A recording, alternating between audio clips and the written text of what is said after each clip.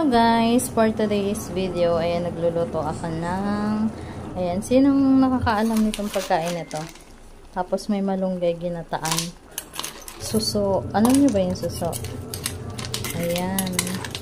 So, ginataan natin siya. Nilagyan natin siya ng dahon ng malunggay. Ayan o, ito ang aming lunch at galing to ng Pangasinan. Sa Pangasinan pa siya nang galing.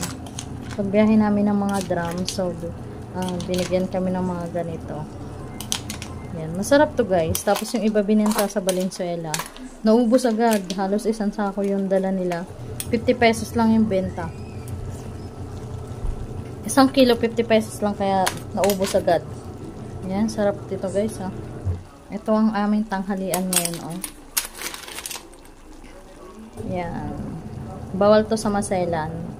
So, kung ikaw ay isang probinsyana, kumakain ka talaga ng ganito. Yan, masarap yan guys. Minsan meron din ito sa mga sa mga resto. Kaya lang iba naman yung tawag dun. Iba yung may shells na ganito na kinakain nila. Masarap siya guys. Oh.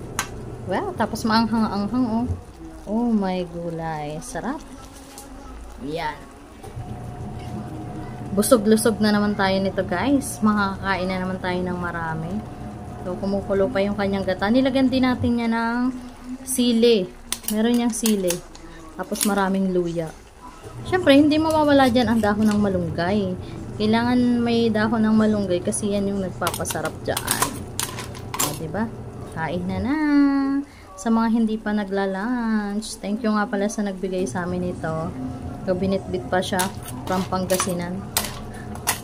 Bagong huli lang to galing doon. Sarap po.